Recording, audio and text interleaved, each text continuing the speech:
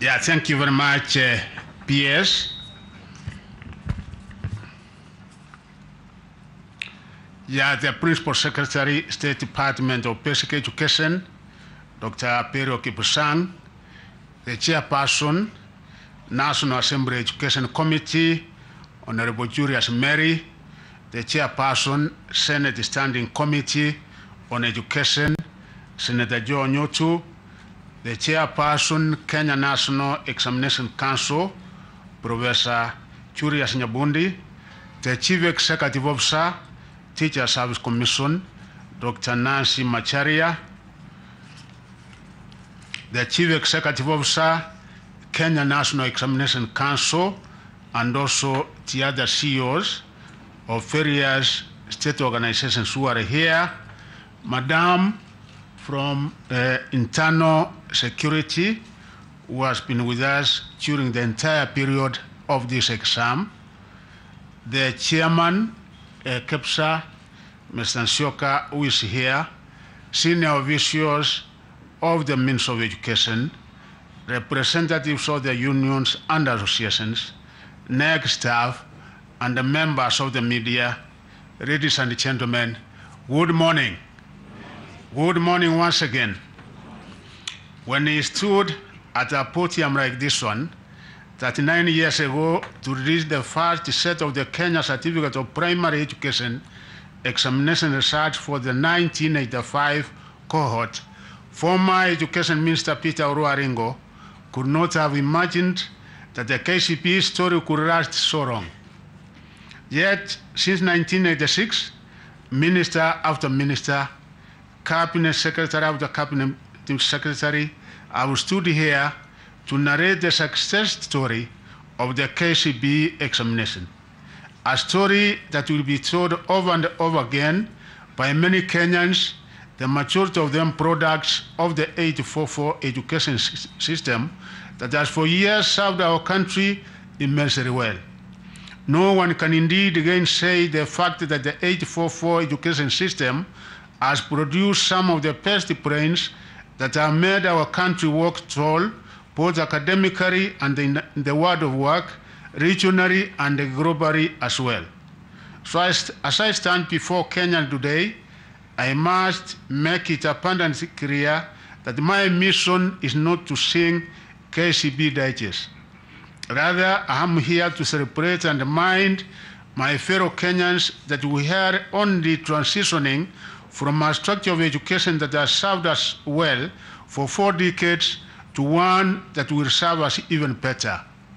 I must further emphasize to Kenyans that the midwives of the new shift in the education structure to the competence-based curriculum will mainly be the products of the KCPE examination, totaling 39 cohorts. Remember that a candidate who sat the KCPE examination in 1985 at the age of 14 is now aged 53 years old.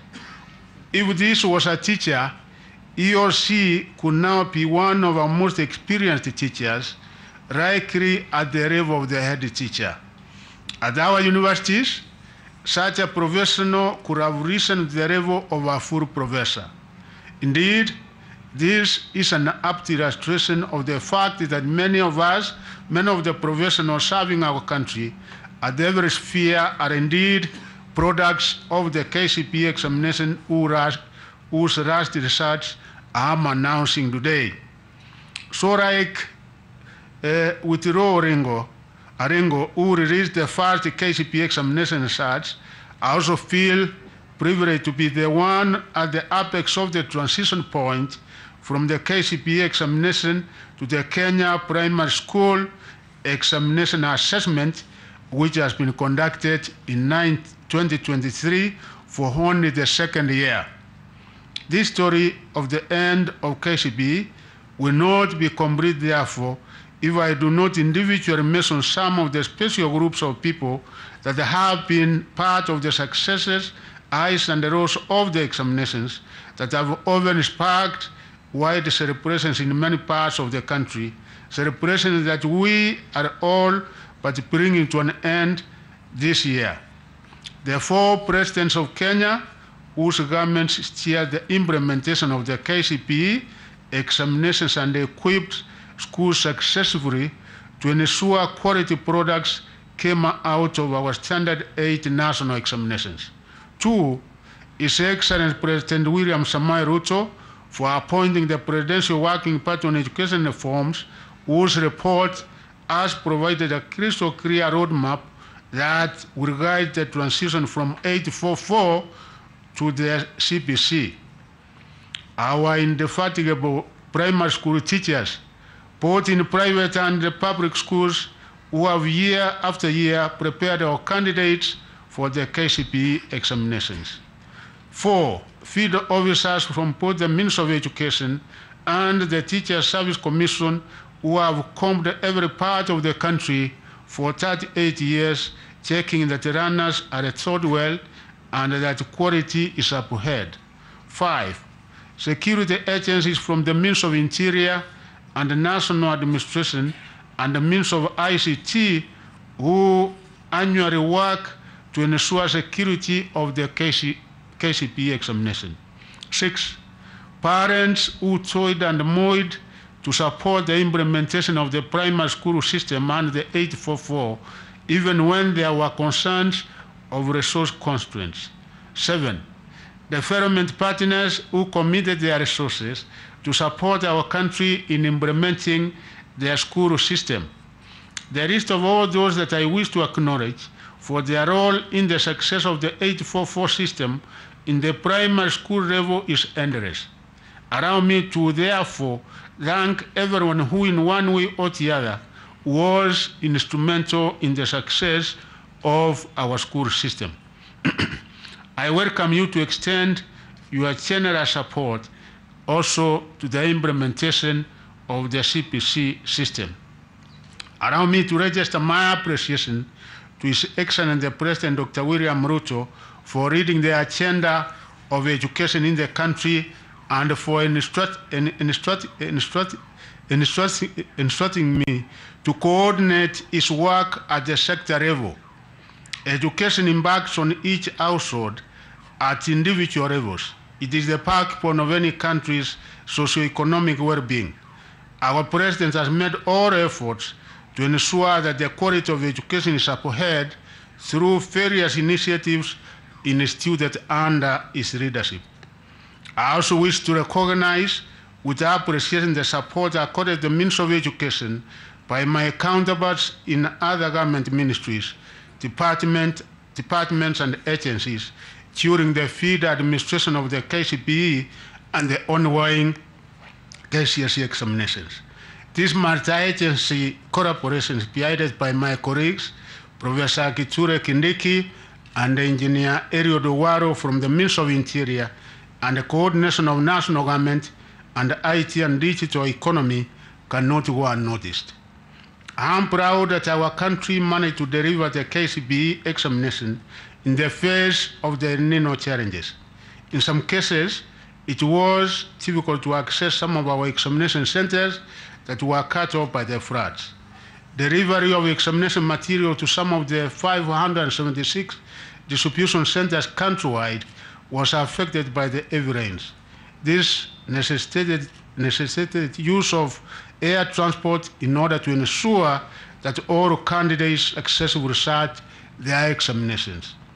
I wish to thank all the teachers, field officers, security officers, NEC officers, and other stakeholders who braved the bad weather challenges to conclude the examinations. The fact that the 2023 KCPE examination cohort was the last under the 844 system has given the government's 100% transition policy from primary to secondary school level greater importance. We are all aware that any candidate who could fail to transition to Form 1 will not have an opportunity to repeat a class as was the case in the past, owing the end of the KCPE examination. Aware of this, the Ministry of Education ensured that all runners who were in Class 8 sat the 2023 examinations, even in cases where they had not been registered. As a result, 205 candidates who had not been registered for the KCPE examination this year took advantage of the registration waiver which I issued to sit for the examination. They are therefore among those whose results we are releasing today, and they will therefore have an opportunity to join Form 1 next year.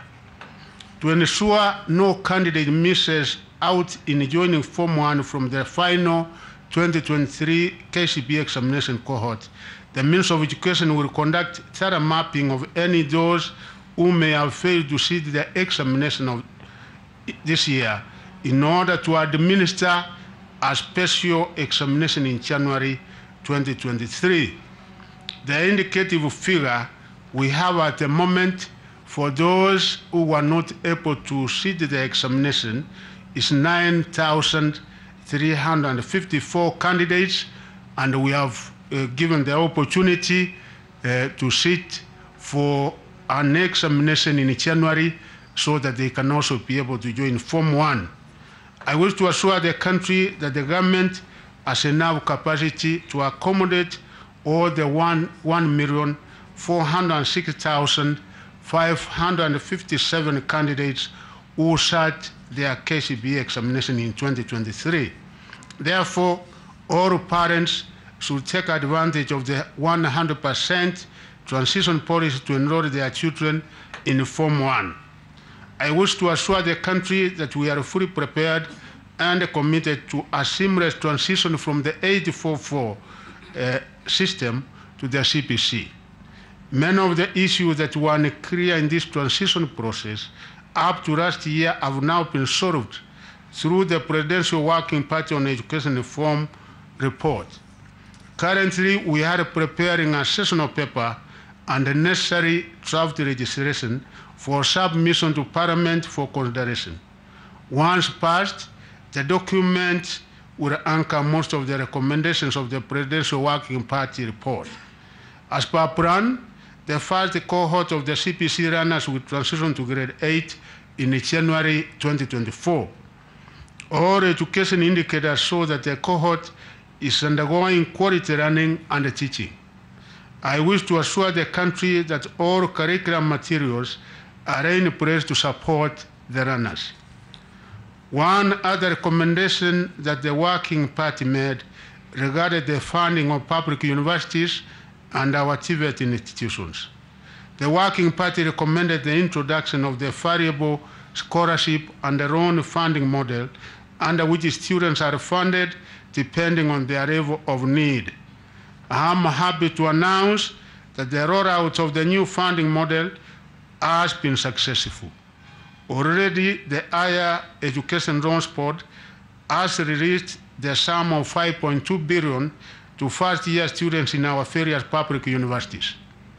In a short while, we will be dispersing scholarship amounts to the universities as well as to our TVET institutions and the trainees once the necessary processing is completed. We are confident that the new funding model will gradually restore our universities and TVET institutions to a path of financial security and sustainability, thereby allowing them to focus on their core mandates of education, training, and research. Since 1985, a total of 26,067,181 candidates have been examined during the KCPE examination. I am happy to report that the 844 period has recorded an improvement on achieving the gender parity in the education sector. In 1985, the country had a low gender parity favoring male at 59.2% and the female at 40.8%. Encouragingly, from 2013 to 2022, the country achieved near gender parity for male and female candidates. However, in the 2023 KCPE examination, the gender parity slightly shifted in favor of male at 51.30 and the female at 48.70. In the 2023 KCPE examination, there were 1,406,559 candidates who sat the KCPE examination in 28,533 examination centers across the country. Of these, there were 721, 544, that is 51.30% male, and there were 685,017, which was 48.70% female candidates who sat the examination. A total of 205 candidates who were not registered were also allowed to sit for the KCPE examination, and of these, 125 were male, while 8 of them were female candidates. 10 counties had a significant entry of more male than female candidates. These were Mandera County, 62.77%, as compared to 37.23%. Garissa County, 61.47%, as compared to 38.53%. Turkana County with 57% compared to 43%. Wajir County, 56.91% compared to 43.09%. Machakos County, 52.79% compared to 47.21%. Nyamira County, 52.40% compared to 47.60%. Samburu County, 52.39% compared to 47.61%. Baringo County, 52.13% compared to 47.87%. Nandi County, 52.05% compared to 47.95%. And Makueni County, 52.03% compared to 47.9%. And other counties are Isiolo, 48.25% compared to 51.75%. And those are the counties which recorded a significant more female than male candidates. Candidates' age profiles. The counties which had the highest percentage of candidates who were 12 years and below in the 2023 KCPE examinations were Baringo, 7.30%, Wajir, 6.37%, Bomet, 5.99%, Kericho, 5.83%, and the West Pokot, 5.57%. The highest number of candidates in the KCPE examination that were in the appropriate age bracket of 13 to 15 years were 1,023,859, forming 72.31%, a trend which has been observed over the last 5 years. The counties which had the highest percentages of candidates who were 18 years and above were Garissa, 25.86%, Turkana with 24.50%, Kwara County with 16.09%, Kilifi County with 15.66%, and Mandera County with 33.90%. The performance of candidates in each and every subject was as follows. The two papers, English language and the Kenyan Sign Language, composition recorded an improvement in performance in the year 2023 compared with the year 2022, while 8 other papers, English composition, Kiswahili Insa, Kenya Sign Language, Mathematics, Science, Social Studies, and Religious Education, recorded a slight drop in performance in the year 2023 compared to the year 2022. In terms of gender, the performance of male and female candidates was comparable in social studies and religious education. However, female candidates performed slightly better than their male counterparts in English language, Kiswahili, and the Kenya Sign Language. Male candidates performed slightly better than their female counterparts in mathematics and sciences. And in the 2023 KCPE examination, 80,523 candidates, which is 0.60%, attained a score of 400 marks and above. This was a drop compared with the 2022 KCPE examination when 9,443 candidates, which was 0.76%, scored 400 marks and above. The percentage of candidates scoring between 300 and 399 was comparable to last year with a percentage score of 24.94%, which translated into 307,756 candidates in 2022 and 24.92%, which translated into 352,782 candidates in 2023. The full summary is as follows. 400 to 500 mark, the number was 8,525 candidates, which translates to a percentage of 0.60. 300 to 399 marks, and the total number who scored that was 352,782, which was 24.92%.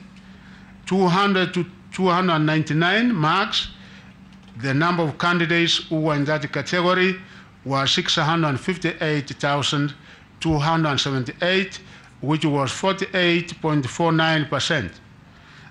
100 to 199 marks, the number of candidates in that category was 383,025, translating into 27.05%. The ones who scored between 001 to 099 were 2,060 candidates, which formed 0.15%. The number, therefore, total number that sat the examination was 1,406,557, translating into 99.34%, which there were 9,000 who never did the examination, and we have given them the opportunity to come and do the exam. The highest score this year was 428 marks. 428 marks is the highest score for this year. I wish to commend the candidates and all officials for ensuring that the integrity and the credibility of the 2023 KCPE examination remained high. Only 2 candidates out of the total 1,406,557 were involved in examination malpractices during the 2023 KCPE examination. One of the candidates was found with unauthorized notes in the examination room, while the other candidate was found with a mobile phone in the examination room. As I've already said, the ministry will offer Form 1 placement opportunities to all the candidates who sat the 2023 KCPE examination in our public and the private secondary schools.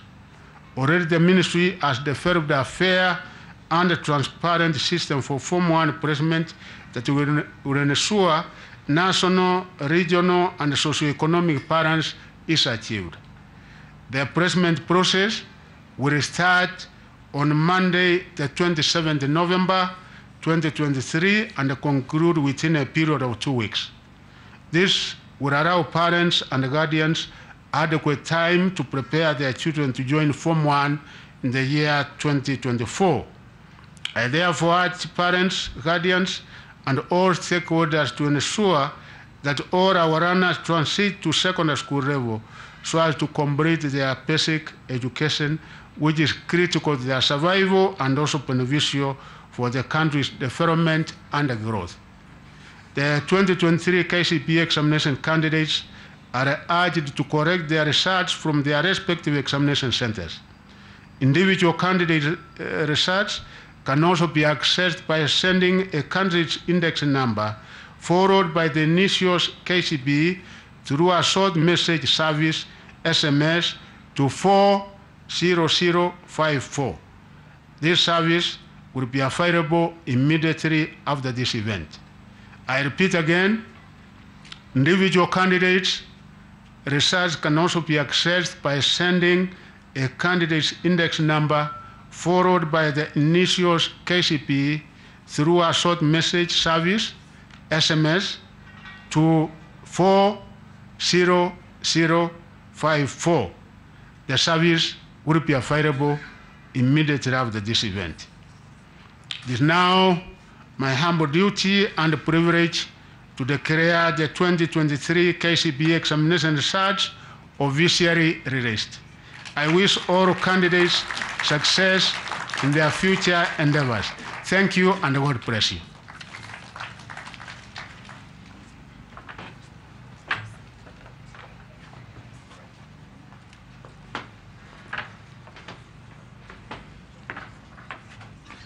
Yes. Chairman.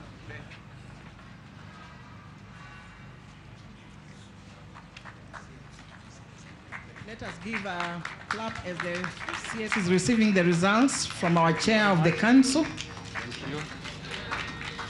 Thank you, sir. Yes, and handing over to the PS for placements, as already outlined. Thank you. Another round of applause, please. Thank you.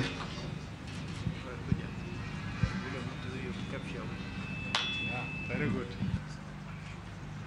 And the chairman of the Kenya Primary Schools Association, also receiving the results, as he will be handing over the children to the secondary schools. Thank you. Thank you. Thank you, sir. I'll now invite Mr. Gedi from Kenya National Examinations Council to give a prayer.